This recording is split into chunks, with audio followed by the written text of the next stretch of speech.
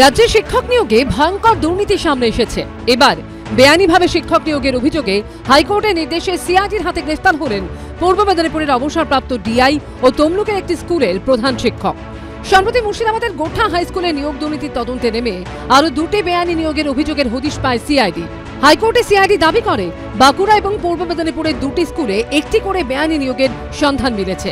সিআইডির দাবি, তমলুকের খামারচক হাই স্কুলে সহকারী শিক্ষক পদে শুভেন্দু হাটুয়া নামে এক শিক্ষককে বেআইনিভাবে নিয়োগ করা হয়।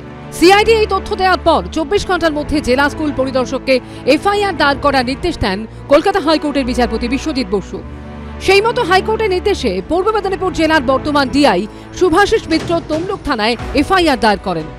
সূত্রের খবর, সেই এফআইআরে তৎকালীন ডিআই চাপেশ্বর সর্দার ও স্কুলের প্রধান শিক্ষক অশোক কুমার হাটুয়ার নাম ছিল। এই এফআইআর এর প্রেক্ষিতে বুধবার অভিযুক্ত প্রাক্তন ডিআই এবং প্রধান শিক্ষককে গ্রেফতার করল রাজ্য পুলিশের গোয়েন্দারা। সিআইডি সূত্রে দাবি, খামারচক হাই স্কুলে চুক্তিভিত্তিক শিক্ষক ছিলেন শুভেন্দু হাটুয়া। অভিযোগ, 2017 সালে তাকে বেআইনিভাবে স্থায়ী পদে চাকরি পাইয়ে দেন প্রধান শিক্ষক। এইরকম যদি হেডমাস্টার যদি দুর্নীতি করে, ছেলে মেয়েরা পড়বে কিনা, কোন সাহসে পাঠাবো? ওই হেডমাস্টারকে কঠিন শাস্তি দেওয়া হোক। বেআইনিভাবে শিক্ষক নিয়োগ মামলা যদি ধরা পড়ে সিআইডির হাতে, তাহলে সরকারই স্বীকার করে নিচ্ছে যে চাকরি বিক্রি হয়েছে, দুর্নীতি হয়েছে।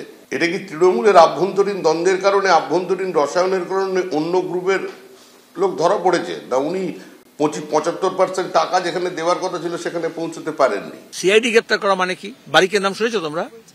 এই যে শাহজাহান গিয়েছে, এখন বিজেপি তৃণমূল মিলে বারিককে দায়িত্ব দেবে যাতে লুটতরাজ চলে, স্মাগলিংও চলে। সিআইডি ধরে নিল তাকে সিবিআই খুঁজছিল বলে। বারিক মানে হচ্ছে, ফার্সিতে বারিক মানে হচ্ছে সূক্ষ্ম। তাহলে এই বিজেপি এবং তৃণমূলের মধ্যে যে মাঝখানে যে সূক্ষ্ম পর্দা আছে, এটাই বারিক। কেউ বেআইনি কিছু করে থাকে, ঠিক আছে, বিরোধীরা কি করছে সেটা নিয়ে মাথা ব্যথা নয়। নিশ্চিতভাবে কোথাও যদি কোথাও কোনো অন্যায় হয়ে থাকে, তার যেটা আইনত যা ব্যবস্থা সেটা হবে।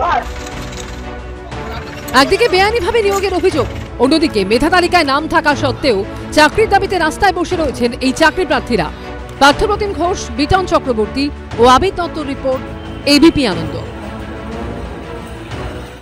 সত্য অন্তহীন, সত্যের খোঁজও তাই, সত্য সন্ধানে তাই আমরা অক্লান্ত, অকুতভয়। এবিপি আনন্দ নতুন ভাবনার প্রতীক, যা মনে মুক্ত, তথ্যে যুক্ত এবং যাবতীয় সীমানার বাঁধন থেকে মুক্ত।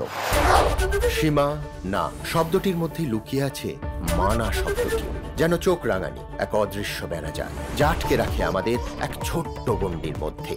একমাত্র সঠিক খবরই গড়ে তুলবে এক মুক্ত সমাজ। সেই জগৎ গড়ার লক্ষ্যে কোনো সীমানার ঠুকুটি আমরা মানব না। এবিপি আনন্দ এগিয়ে থাকে, এগিয়ে রাখে।